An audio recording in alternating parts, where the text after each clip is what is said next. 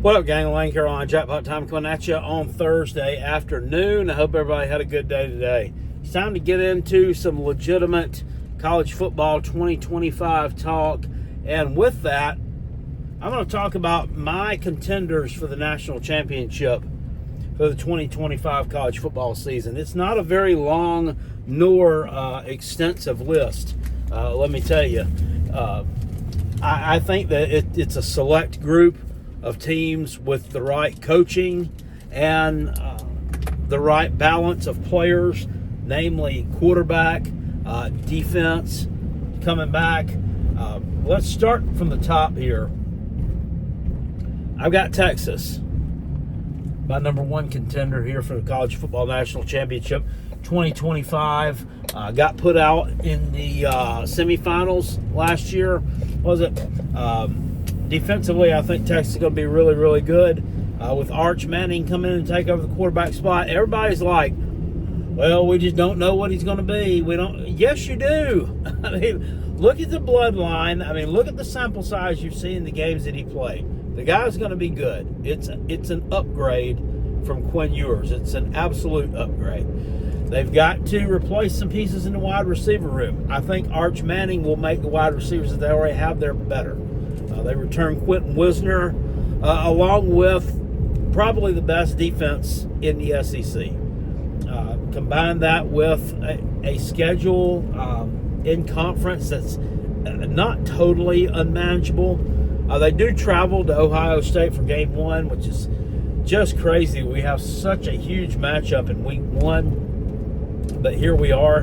They could lose that game and be perfectly fine as far as winning the SEC, as far as making the college football playoff, obviously, and making the national championship game. That's going to be a tough test for them, but I do have Texas as one of my contenders for the national championship. I've got Ohio State as a contender for the national championship. You want to look at returning production. I mean, I think Jeremiah Smith, pound for pound, may be the best player returning in college football in 2025. Many folks felt like if guys who just completed their first year were able to go to the NFL draft, that he would have went like number 3 or 4. So that's something serious. New quarterback takes over there. Julian Sayin, much hype, 5-star guy. Might take a little bit of time for him to kind of get into the groove, I think, but I believe that they'll be really good under Julian Sayin. Of course, Ryan Day, big-time offensive coach, big-time schemer, and I think Ohio State's going to be really good. They return Caleb Downs, who may be the best defensive player in college football. No doubt, probably the best defensive back in college football. So just an embarrassment of riches on both sides of the ball at Ohio State.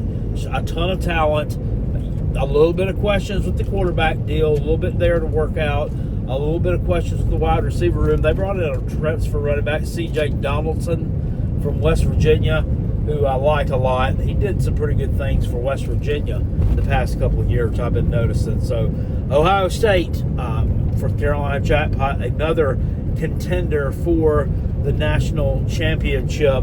And guess what? I think they finally beat Michigan this year. I think they finally get that monkey off their back too. Just for you, Ohio State. I don't ever say anything good about some of these teams. I'm always complaining about some of them or giving them the side eye. So here's time to show some of these folks a little bit of love. They are driving the bus that is our college football. Penn State, I think, is a national championship contender this year. You want to look at offensively. They've got 2 NFL running backs back there, Nick Singleton and Katron Allen, both who decided against the NFL draft and decided to stay at Penn State with James Franklin for another year. They return quarterback Drew Allar, who is he the best quarterback out there? No, he's not. But, I mean, you put a lot of these things together. He's really, really solid. I feel like he's going to have a really good season. They brought in a transfer wide receiver from Syracuse, Pena, I believe is his name. That's his last name. Somebody know what his first name is. He's really good. That was kind of a piece that they were missing there. They had some decent wide receivers last year. They had one that South Carolina tried to get in the transfer portal. Shockingly, he went to Ole Miss with Lane Kiffin. South Carolina wasn't going to pay this guy what he was wanting. Apparently, he wasn't worth all that. They lose that tight end, Tyler Warren, guy, kind of a do-everything guy, very, very athletic, very intimidating presence also on the field. If you ever watched him play last year, he's a lot of fun to watch. He'll be hard to replace, but defensively, they're going to be really solid. And I finally think that James Franklin could get himself over the hump this year. He almost got over it last year. Excuse me. There's a lot of people who are down and out on Franklin because of him not being able to win these big games. And it's true, he hasn't. Now, the reason I'd be down and out on him is because I think he just has zero fucking personality. I mean, if you've listened to a James Franklin press conference, it's boring as shit to listen to. I mean, he's really, really bad on the mic. But he does know what he's doing. And as our buddy Josh Pate has said before on these kind of subjects, there's a difference between can't and haven't yet. A difference between can't and haven't yet. When we say he hasn't won the big games, I mean, he hasn't beaten Ohio State, a team that was number one for the majority of the past couple of seasons. I mean, hadn't beaten Michigan, a team that won a national championship less than 2 calendar years ago. I mean, he's beaten everybody he's supposed to beat. Most of them pretty handily. So, just haven't yet. Not can't. People bring up what he did at Vanderbilt a lot too now. Guys, I mean, that was over 10 years ago. It's time to start. It's time to talk about what he's done at Penn State. He's done a hell of a lot. He's won about 80% of his ball games. That's all he's done here. So, and Penn State was in some trouble. I mean, before he took over. There was that 1 year gap there. I believe it was only 1 year. Pretty sure it was one. It was maybe 2 years. I think it was maybe 2 years. Sorry, I didn't have that fact exactly right. Where Bill O'Brien kind of bridged the gap between the Joe Paterno, the whole deal there with the. We won't go into all of it. You know what happened there in the early 2010s with the whole Jerry Sandusky incidents. That place was broken. I mean, they were in a tough spot, and yeah, Bill O'Brien was brought in. He was kind of a presence that kind of helped bridge the gap there a little bit. But make no mistake about it, Franklin is what has brought that program back. Penn State, legitimate national championship contender in Carolina Jackpot's eyes. Georgia, I think, is a national championship contender. A lot of people, even their own fans, are down on Georgia, thinking they'll only win 9 games this year. We look like an 8-win team, blah, blah, blah. I mean, some of them, I don't know if they are really that down on the team or if they're just kind of saying that so that when they win 10 or 11 or 12 games like they always do, they could say, oh, wow, they shocked me, because we like that shock factor, right? I think Gunnar Stockton's really good. I think he's going to show a lot of progress from the end of last season to this season. They finally got him some weapons on the outside, bringing in one transfer portal wide receiver from Texas A&M. They brought in Mr. Branch from USC, the West Coast version. I think they're going to be really good defensively. I think they'll be good as they normally are. They recruit either number 1 or 2 in the country every year. You just go back and look since 2021. They've been on an absolute recruiting heater there. And Kirby Smart's still our coach. And I, right now, consider him to be the best coach in college football. And I don't know that it is particularly close. He's definitely the best coach best coached. He's not a beach, guys. He's a fucking coach. What is wrong with me today? I can't even talk. I haven't been drinking, I swear. By the way, speaking of coaches who are really good, Steve Sarkisian, and speaking of drinking, I did bring up the other day when I was talking about the best coaches in the SEC that he had really turned his life around because he had some drinking problems when he was the head coach at Southern Cal. I said he liked to toss them back a little bit before practice. But what a comeback story he's been. That's what I said. One of their fans got half hot about it and said in the video response to it, and like 3 days after the video's made, you can't remember half the shit that you were saying in the video. He said, "You sound like you're drunk. Are you drunk?" And I'm like, huh? Maybe I was tired when I made the video. So I'm like, are you trolling me or are you just a dumbass? And he responds, "That way you're talking about my coach." I'm like, oh, okay, I get it now. I said, okay, well, let's just back up a little bit. When I made the comment about him coming to practice drunk and drinking the 12-pack, I also sandwiched that around two compliments where I was putting him over. People only hear what they want to hear, what they choose to want to hear, so they can make some kind of point on the internet. It's weird. But Georgia, contender for Carolina Jackpot. All right. That's a short list, isn't it? I think your national championship winner is going to come from one of those four. Notre Dame, I look at them as I was thinking about putting them on this list. They got Jadarian Price coming back along with Jeremiah Love. That's not quite the Penn State duo, but it's pretty dang low. Jeremiah Love is one of the most athletic, freakish running backs that I've seen in a while. If you watch some of the stuff he did last year, comes to mind the game against Army where they had the ball on like the 4-yard line, and the last yard and a half he took in, he just literally hurdled an Army defender who was trying to take his legs out. Just absolutely, like he was running the hurdles. I mean, it was absolutely amazing Carolina Jackpot. This young man, Carr, who's going to take over as our quarterback, he's a 5-star, highly regarded. Grandfather was the head coach at Michigan for a good long while.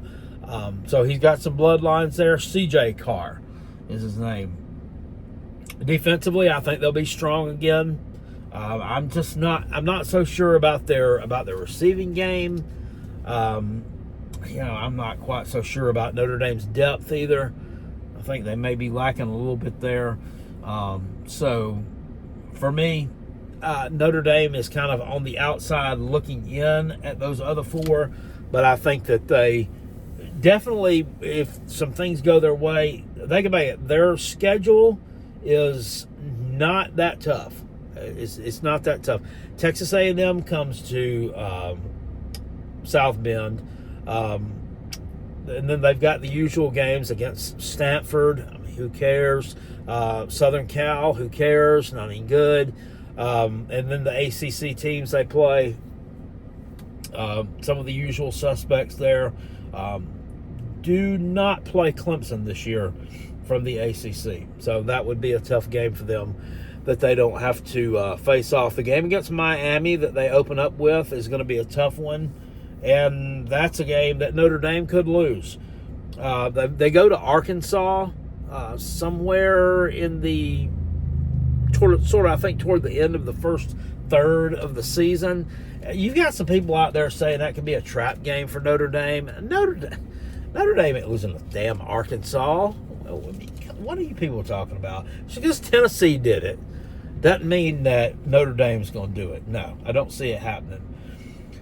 Now let's talk about some of these teams here that are kind of on the outside that I think that some people thought were national championship contenders. Alabama, no, I don't think so. I mean, not with a new quarterback coming in. We don't know what that looks like. Wide receiver-wise, I think they're going to be pretty good. defensively, I mean, I don't know exactly how nasty you're going to be there. I think that they just lost a little bit when Nick Saban left, and I was all on board with, look, you got to give this guy a chance when he comes in. Look at his record at Fresno State and the Indiana School of the South Dakota Mountains, or whatever the fuck the place was that he also was a head coach at back in the 90s. But I just, some of the stuff there, I just don't see the same Alabama when I look at them anymore. And I'm going to get some hate from that in the comment section. That's fine. You can come after me, but I know that you feel it too. I just don't see him as a national championship contender. See him as a top 10 type team, maybe. There's the question of last year when Jalen Milroe wasn't performing all that well at some points during the season. Sometimes he did. Sometimes he absolutely went off. He's kind of inconsistent. This Ty Simpson, he's highly regarded. He's been there forever. I mean, why did we not see him play any? Maybe you didn't want to see him play. Maybe that's it. Maybe he's not that good. We're going to see on that one. It's like Arch Manning was a backup. We know what he is. We don't know what Ty Simpson is. So that's why I have questions there, and I don't put Alabama as a team that could legitimately win the national championship. LSU, again, kind of on the outside looking in. Garrett Nussmeier, really, really good quarterback. I got kind of some questions about, his weapons. I mean, what do his weapons look like? Your running back game, what's that look like? You had a freshman kind of emerge last year, played pretty good against the Gamecocks, but I don't know that you've got that to go toe-to-toe some of these big boys. And then defensively, I mean, you got to make some major strides. Blake Baker was installed there last year, was supposed to fix that defense, and he didn't.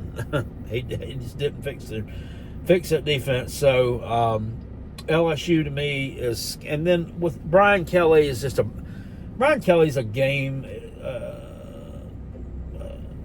A gamesman. I start off a thought there with the wrong word, and I tried to spin it into something else that would make sense. He doesn't just see he just seems like a guy who stumbles in big games to Carolina Chapel. Well, it doesn't seem like one. He is one. He stumbles in big games. This not winning the first game of the year bullshit. I mean, it's got to come to a stop at some point. I would love for it to come to a stop this year, because we're going to talk about another team here in just a second. But I'm not so sure that it does. These are big games. You have to get your team up. You have to get them prepared, and you've got to start winning them. LSU has not won an opener since 2019 when Ed Orgeron beat Georgia Southern 55-3. You ain't won an opening game since Ed Orgeron. Coach O didn't have no problem going out there and beating these teams. What's wrong with you?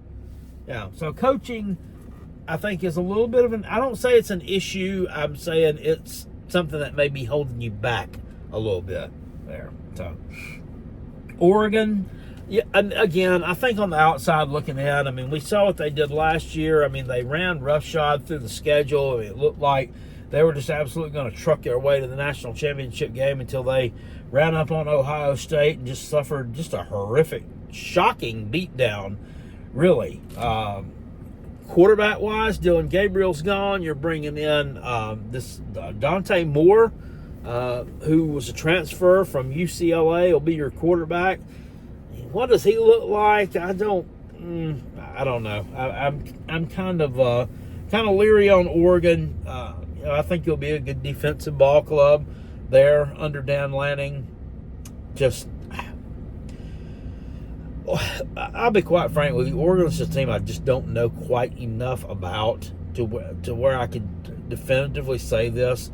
So there's a chance they could get on my national championship contender radar, but as for right now, they're not. Miami, no.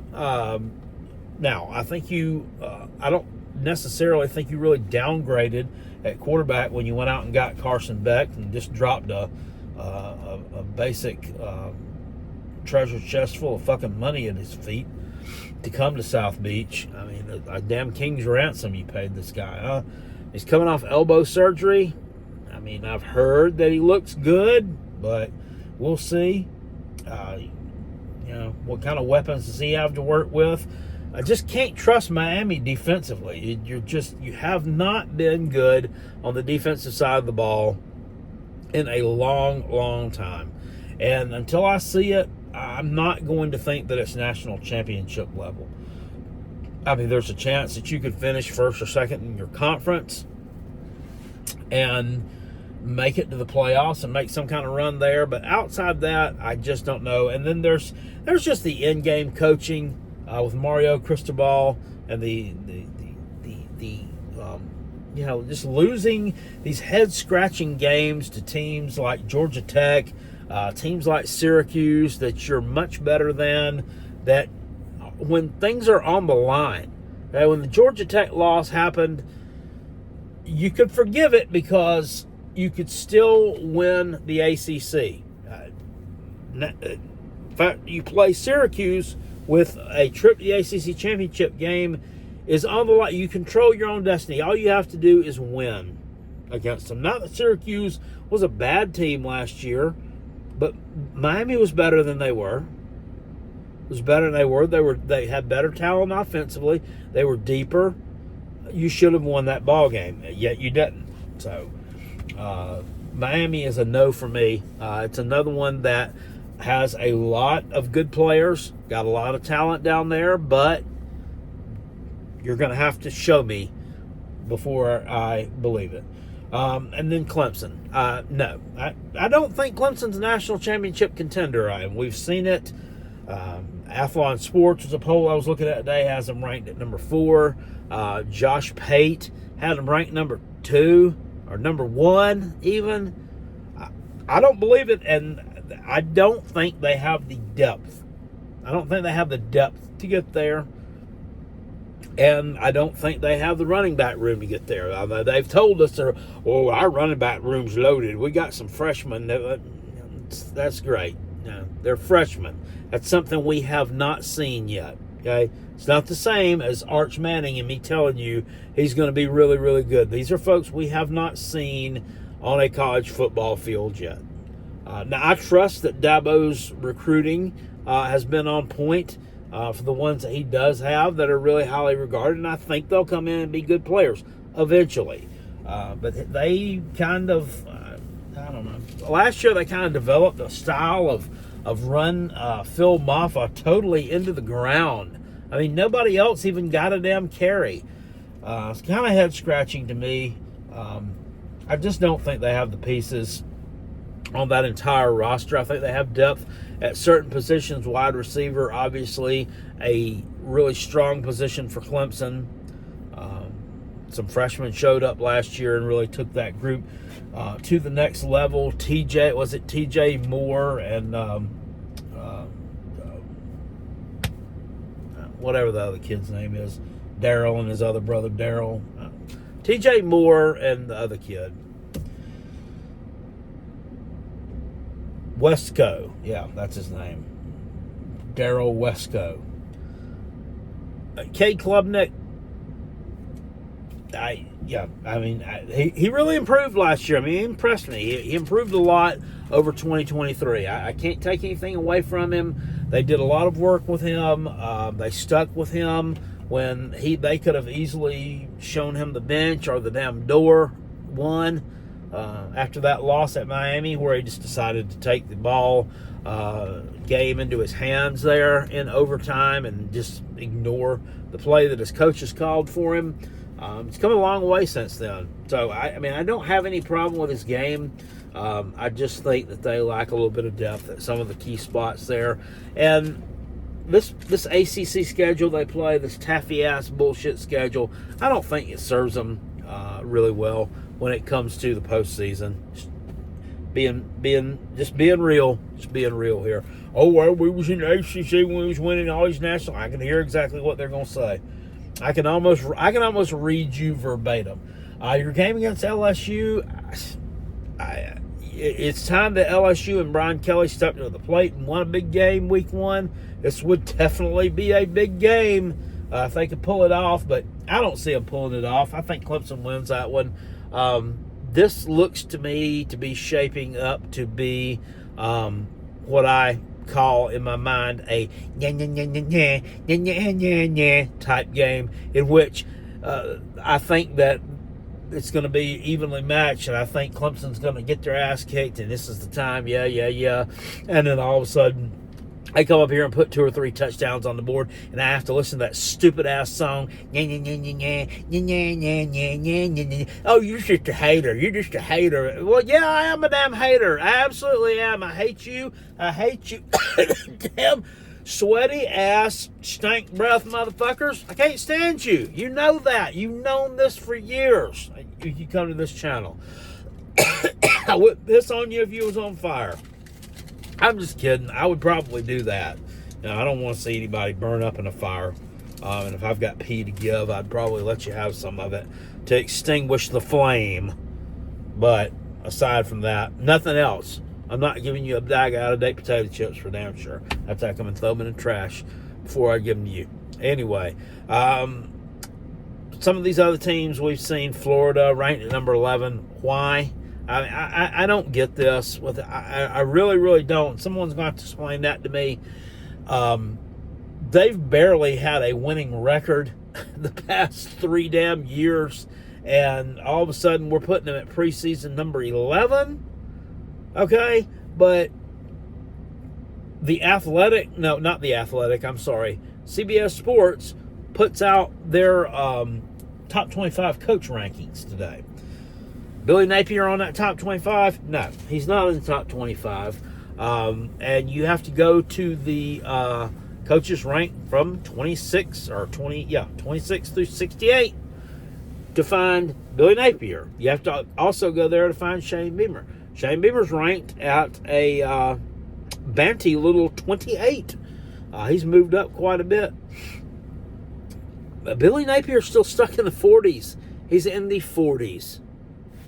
So that right there, that's it right there in a nutshell. Right there. Your head coach is ranked in the 40s. I don't think you're a number 11 team. I've told people I think he's a ding-a-ling. He's a dope. Guy's got like more assistants and analysts and just people with meaningless jobs running around dressed up with blue Florida polos on.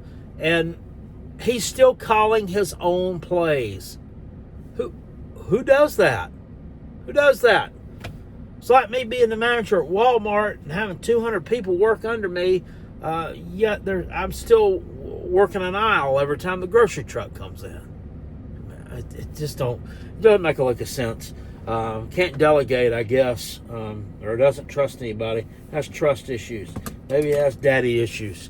Could have daddy issues. But that's about all I got to say about it, guys. Tell me what you think about that, and you tell me is there somebody that you think is a dark horse national championship contender? I don't really believe in a dark horse national championship contender. You got to be pretty dang special to be able to win a natty. And unfortunately for our brothers over in the dirty corner of the upstate, they ain't winning no natty. They're not even competing for one. I might as well just kind of forget about that. Just hope they make the playoffs again. So anyway, that's about all I got to say about it, guys. I will see you all later on. Peace. And I'm out of here. Go Gamecocks. Woo!